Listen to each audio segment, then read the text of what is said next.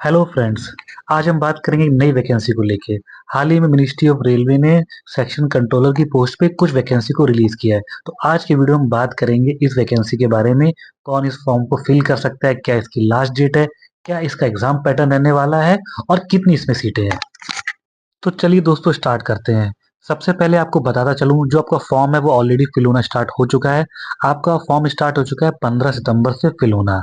अगर मैं इसकी लास्ट डेट की बात करूं तो आपकी जो इसकी लास्ट डेट है वो आपकी रहने वाली है 14 अक्टूबर। बाकी कुछ दिन फीस के लिए टाइम एक्स्ट्रा मिलता है, वो आप देख भी सकते हैं, यहाँ पे दे भी रखा है। जो आपकी फीस की जो लास्ट डेट है वो आपकी रहने वाली है 16 अक्टूबर। बाकी अगर कुछ आपके फॉर्म में कुछ दिक्कत आती है, कुछ करेक्शन आपको करना है, तो उसके लिए भी आपके लिए सेपरेट विंडो खोली जाएगी करेक्शन के लिए। वो विंडो की डेट आपकी रहने वाली है, देख सकते हैं यहाँ पे 17 अक्टूबर से लेके 26 अक्टूबर तक।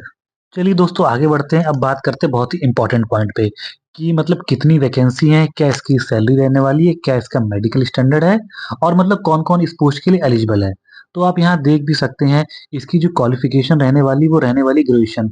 यानी आपके पास मिनिमम ग्रेजुएशन तो होनी ही चाहिए इस पोस्ट को अप्लाई करने के लिए, पहली चीज। बाकी एज की बात की जाए तो आप देख भी सकते हैं, यहाँ बता रखा है 20 से लेके 33 साल मिनिमम एज होनी चाहिए, sorry minimum to maximum age होनी चाहिए इस फॉर्म को फिल करने के लिए। यानी 20 से लेके 33 साल के बीच में आपकी उम्र होनी चाहिए। पहली चीज तो ये एक्चुअली जनरल की बात होती है। कैटेगरी में आप देखेंगे आगे चल के, मैं बताऊंगा अभी कि आपको कुछ छूट और मिलेगी एज को लेके, ठीक है। अब चलिए यहाँ दोस्तों, आप देखिए, आप देख भी रहे हैं यहाँ पे। अगर पोस्ट की बात करूं तो आपकी पोस्ट का नाम क्या है, सेक्शन कंट्रोलर। अगर मैं इसके ग्रेड पे की बात करूं तो जो आपकी ये जॉब है ये लेवल 6 की जॉब है। यानी इसका जो बेसिक रहने वाला वो रहने वाला 35,400। यहाँ आप देख भी सकते हैं इस चीज को। बाकी इन्होंने मेडिकल स्टैंडर्ड के बारे में बात की है। ये बहुत इंपॉर्टेंट बात है। अब यहाँ देखेंगे जो मेडिकल स्टैंडर्ड वो A2 है। हम बात आगे करेंगे कि A2 मेडिकल स्टैंडर्ड क्या होता है, उसके बारे में बात करेंगे आगे चल के। पर अब मैं आपको यहाँ बेसिक बताता चलता हूँ। एज लिमिट मैंने आपको बता भी दी है। और यहाँ पे देख भी सकते हैं टोटल जो आपकी वैकेंसी है वो आपकी है 368 टोटल वैकेंसी जो आपकी है यहाँ पे। चलिए दोस्तों सबसे पहले बात करते हैं इसके मेडिकल स्टैंडर्ड के लिए। तो आप यहाँ देख सकते हैं जो A2 मेडिकल जो फिटनेस होता है, उसका मतलब क्या होता है, जो आपकी आईसाइट रहने वाली है वो रहनी चाहिए 6/9 विदाउट ग्लासेस। यानी आपको बिना चश्मे के प्रॉपर ठीक दिखना चाहिए, पहली चीज। सेकंड चीज, आपको विदाउट ग्लासेस आप देख भी सकते हैं, आपको कलर का कोई इशू नहीं होना चाहिए, बाइनोकुलर विजन, नाइट विजन, आपका सब कुछ परफेक्ट होना चाहिए। अगर आप इस मेडिकल स्टैंडर्ड को फॉलो कर पाएंगे तभी आप इस पोस्ट के लिए एलिजिबल हैं। चलिए दोस्तों बात करते हैं अब अगले पॉइंट, वो आपकी एज लिमिट। मैंने पहले ही बताया था कि आपको कैटेगरी में कुछ छूट मिलेगी एज का, वो आप यहाँ पे देख भी सकते हैं। देखिए यहाँ पे लिखा है, यहाँ पे इन्होंने पूरा मेंशन कर रखा है। अगर अपर लिमिट की बात किया जाए तो यूआर और ईडब्ल्यूएस के लिए जो आपकी लिमिट होनी चाहिए, अपर लिमिट, वो रहनी चाहिए 2 जनवरी 1993, पहली चीज। सेकंड पॉइंट में आप देखेंगे जो ओबीसी नॉन क्रीमिलियर हैं उनके लिए क्या अपर लिमिट रहनी चाहिए, 2 जनवरी 1990। आगे हम बात करेंगे तो एस सी एस टी के लिए अपर लिमिट रहनी चाहिए 2 जनवरी 1988। आपको समझ में आ गया। अगर मैं लोअर लिमिट की बात करूं तो लोअर लिमिट जो सारी कैटेगरी के लिए कॉमन रहने वाली है वो आपकी रहने वाली है 1 जनवरी 2006। यानी आपकी जो ये लोअर लिमिट, आप इससे छोटे हो नहीं सकते हैं, क्योंकि आपको बता ही रखा है कि 20 साल से कम एज वाले इस फॉर्म को फिल कर ही नहीं सकते हैं।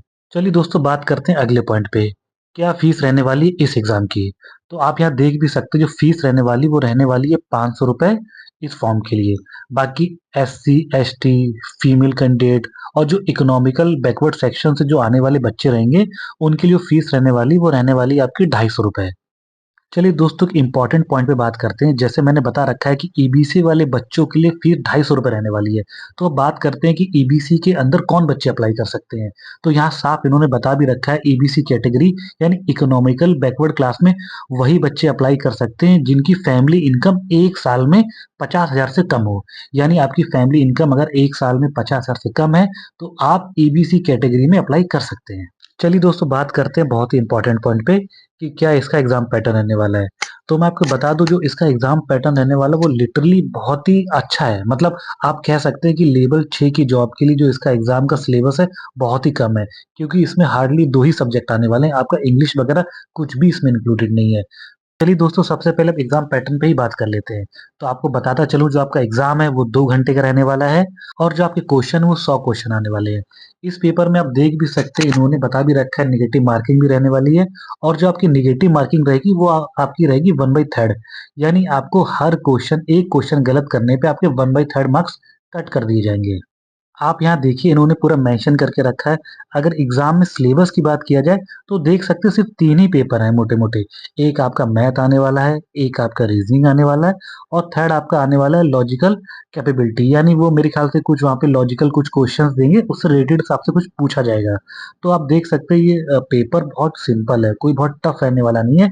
तो बाकी आप ये देखिए, इन्होंने बाइफरकेशन करके बताया है कि किस सब्जेक्ट से कितने क्वेश्चन आने वाले हैं। तो आप देख सकते हैं यहाँ पे सबसे ज़्यादा वेटेज किसका है, मैथ का। मैथ से आपके 60 क्वेश्चन आएँगे, ठीक है? और उसके बाद लॉजिकल कैपेबिलिटी से आपके 20 क्वेश्चन आएँगे और रीज़निंग से 20 क्वेश्चन आएँगे। यानी अगर मैं तीनों सेक्शन का सम करूँ, तो आपके टोटल क्वेश्चन आप देख सकते हैं यहाँ पे 100 क्वेश्चन है और हर क्वेश्चन सही करने पे आपको 1 नंबर मिलेगा और गलत करने पे बता रखा है 1/3 मार्क्स कटेंगे, यानी 0.33 मार्क्स आपका नेगेटिव मार्क्स चला जाएगा, अगर आप कोई भी क्वेश्चन गलत करते हैं। बाकी दोस्तों याद रखिए, इस पोस्ट के लिए आपको मिनिमम क्वालिफिकेशन जो मार्क्स हैं, जो इन्होंने बता के रखा है स्टैंडर्ड, उसको पास करना कंपल्सरी है। तभी आप पेपर में पास माने जाएँगे, यानी इतने तो नंबर आपको मिनिमम लेकर आने ही आने हैं। देखिए, इन्होंने बता भी रखा है यूआर कैटेगरी के लिए 40% मिनिमम मार्क्स लेकर आने हैं, वैसे ही ईडब्ल्यूएस में 40% लेकर आने हैं। बाकी आपको एससी में 30%, ओबीसी नॉन क्रीमी लेयर में 30%, एसटी में 25%, यानी इतने मार्क्स आपको मिनिमम लाने ही लाने हैं अगले स्टेज में जाने के लिए। चलिए दोस्तों, मैंने बेसिक सारी चीज़ आपको बता दी है, अब बताता चलता हूँ कैसे इस फॉर्म को अप्लाई करना है। तो आप देख भी सकते हैं, आपका ये फॉर्म है, ऑनलाइन आपको फिल करना है, पहली चीज़। सेकंड चीज़, फिल कैसे करना है, तो आपको बताता चलूँ, आपको जो आरआरबी की ऑफिशियल वेबसाइट है वहाँ पे जाना है, वहाँ पे आपको अपना अकाउंट बनाना है। अगर जिन बच्चों का ऑलरेडी अकाउंट बना हुआ है, तो आपको सिर्फ अपने अकाउंट को लॉगिन करना है और इस फॉर्म को फिल कर देना है। और जो बच्चे पहली बार इस फॉर्म को फिल करने जा रहे हैं, तो उनको आरआरबी की साइट पे जाके पहले अपनी यूज़र आईडी क्रिएट करनी पड़ेगी, यानी अपना अकाउंट क्रिएट करना पड़ेगा, उसके बाद ही आप इस फॉर्म को फिल कर सकते हैं। ये तो होगी दोस्तों कि मतलब कैसे इस फॉर्म को फिल करना है, मैंने सब कुछ बता दिया। अब मैं कुछ ऐसी बात बताने जा रहा हूँ जो आपके लिए शायद थोड़ी इम्पोर्टेंट है, मतलब शायद नहीं, बहुत ही इम्पोर्टेंट है। पहली चीज़ तो ये है, यहाँ पे आपको पता होना चाहिए कि आपको हर स्टेज में यहाँ पे 8 टाइम्स बच्चे ही क्वालीफाई करेंगे। बता भी रखा है इन्होंने, यहाँ पे आप देख भी रहे हैं सर्कुलर में, इन्होंने ये चीज़ मेंशन साफ-साफ करके रखी है कि जो आपका जो सिंगल स्टेज का जो पेपर है, उसमें वो 8 गुना बच्चे को ही पास करेंगे अगले स्टेज के लिए, पहली चीज़। सेकंड पॉइंट है पोस्टिंग। तो दोस्तों इसमें क्या रहता है, जो पोस्टिंग रहती है, आप मतलब जो भी ज़ोन चूज़ करें बहुत सोच समझ के चूज़ करें, क्योंकि एक बार आपको जो ज़ोन आपको मिल जाएगा, आपको वहाँ से ट्रांसफ़र लेना बहुत ही मुश्किल होता है रेलवे में। मतलब आजकल मोस्टली जितने सेंट्रल गवर्नमेंट डिपार्टमेंट है, वहाँ इश्यूज़ आ रहे हैं। आप जहाँ एक बार पोस्टेड हो जाते हैं, तो आपको अपने ज़ोन से बाहर निकलना बहुत मुश्किल हो जाता है। तो यहाँ भी इन्होंने बता भी रखा है कि ट्रांसफ़र इतना ईज़िली है भी नहीं, और सेकंड अगर कंसीडर भी किया जाएगा, तो मिनिमम आपको 5 से 10 साल की सर्विस करनी पड़ेगी, उसके बाद ही आपका ट्रांसफ़र हो सकता है, वो भी इतना ईज़ी नहीं है। आप ये समझिए, अगर ट्रांसफ़र होगा भी इतने सालों बाद, तो भी कोई स्पेशल ग्राउंड ही होंगे, जैसे स्पाउस हो गया या म्यूचुअल ट्रांसफ़र हो गया, उस केस में ही आपको ट्रांसफ़र मिलेगा। तो आप कह सकते हैं इसमें ट्रांसफ़र लेना इतना ईज़ी नहीं है। दोस्तों अगर सैलरी की बात करूँ, तो ये जॉब है, काफ़ी अच्छी जॉब है, क्योंकि लेवल 6 की जॉब है और लेवल 6 में आप समझिए आपका अराउंड, अगर आपको एक्स सिटिंग पोस्टिंग मिलती है, तो आपकी जो सैलरी बनेगी वो स्टार्टिंग सैलरी 70,000 प्लस बनने वाली है और रेलवे कुछ एक्स्ट्रा पर्क्स भी मिलते हैं, तो वो भी आपको यहाँ मिलेंगे। तो आप कह सकते हैं कि मतलब काफ़ी अच्छी हैंडसम सैलरी रहने वाली है। चलिए दोस्तों, सबसे आखिरी पॉइंट पे बात करता हूँ, वो आपकी वैकेंसी पोजीशन के बारे में। हालाँकि स्टार्टिंग मैंने बता तो दिया ही था कि आपकी 368 वैकेंसी है, पर देखिए यहाँ पे चार्ट भी आप देख भी सकते हैं, मतलब कैटेगरी वाइज़ वैकेंसियाँ मेंशन कर रखी हैं। जैसे आप देख सकते हैं यहाँ पे जो जनरल की वैकेंसी यूआर की वो है 174 हैं, एससी की जो है 56 हैं, एसटी की 34 हैं और ओबीसी की 80 हैं। तो आप यहाँ देखिए, मतलब हर कैटेगरी वाइज़ इन्होंने वैकेंसी का चार्ट अच्छी तरीके से मेंटेन किया है। और अगर सबसे ज़्यादा वैकेंसी की बात की जाए, तो आप देखिए आपकी सबसे ज़्यादा वैकेंसी है वो आपकी रहने वाली अजमेर में। उसके बाद काफ़ी सारे ज़ोन में देखिए 24, 26, 25, मतलब इसी के अराउंड वैकेंसीज़ हैं। तो मतलब कह सकते हैं ये अच्छी वैकेंसी है और अच्छी पोस्ट है, क्योंकि आपका जो एग्ज़ाम का पैटर्न है वो बहुत ही मतलब ईज़ी है, क्योंकि आजकल आप जानते हैं मल्टीपल एग्ज़ाम है, जैसे एसएससी, रेलवे के जो अदर एग्ज़ाम है, वहाँ पे एग्ज़ाम का लेवल ही काफ़ी अच्छा रहता है और मल्टीपल क्वेश्चंस आते हैं, जैसे आपका इंग्लिश भी आ रहा है, जीके प्रॉपर आ रहा है, तो आप कह सकते हैं वहाँ पे बहुत वाइड सिलेबस है और आपको इस जॉब में बहुत मतलब सिलेबस बहुत ही लिमिटेड है। दोस्तों मैंने कोशिश की अपने इस वीडियो के थ्रू इस पोस्ट के रिगार्डिंग मतलब जितनी बेसिक इन्फॉर्मेशन हो सकती है फॉर्म फिल के रिगार्डिंग आपको पूरी की पूरी नॉलेज दूँ।